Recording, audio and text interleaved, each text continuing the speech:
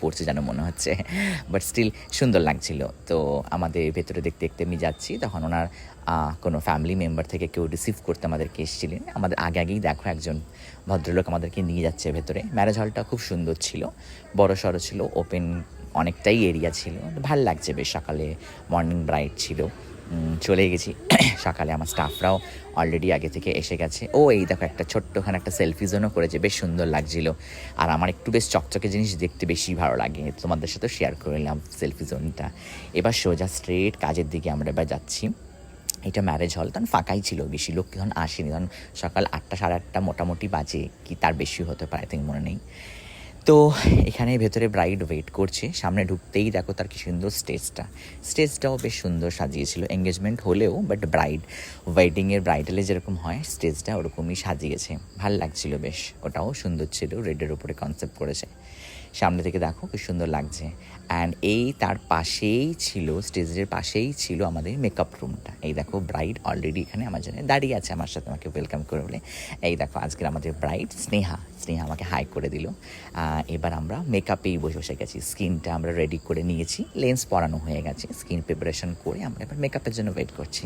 সামনে থেকে দেখো আমি জুম করে আমি দেখা খাচ্ছি স্কিনের মধ্যে কতটা স্পট ছিল, কতটা ব্ল্যাক প্যাচ, ডার্ক সার্কেল ছিল, পিম্পলসও ছিল। আমি চেষ্টা করেছি যতটা ফ্ললেস বেস দেওয়া যায়, যতটা রিয়েলিস্টিক করা যায়। তো তুমি দেখে জানিও কেমন হয়েছে আমার মেকআপটা অ্যান্ড ব্লগগুলো কেমন হচ্ছে। তোমরা কিন্তু প্লিজ আমাকে কিন্তু কমেন্ট করে কিন্তু জানিও, আর পারলে একটু শেয়ার করে দিও, খুব আনন্দিত হব। সো এই দেখো আজকে এটা এঙ্গেজমেন্টের লুক। ও তো ভীষণ হ্যাপি, ভীষণ খুশি।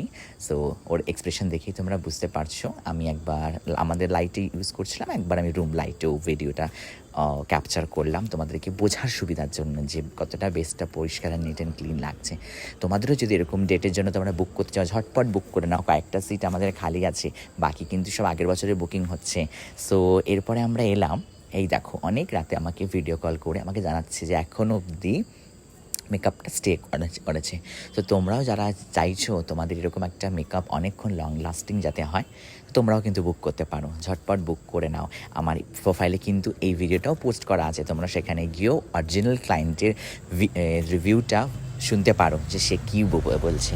এখানে তো আমি আমার ভয়েস দিয়ে তোমাদের কাছে এই ভিডিওটা পোস্ট করছি। অনেকক্ষণ আমাকে ভিডিও কল করলো, অনেকক্ষণ জানালো, এবং বিয়ের জন্যও সব কিছু আমাদের সাথে ডিসকাশন করছিল। ডেটও হয়ে গেছে অলরেডি।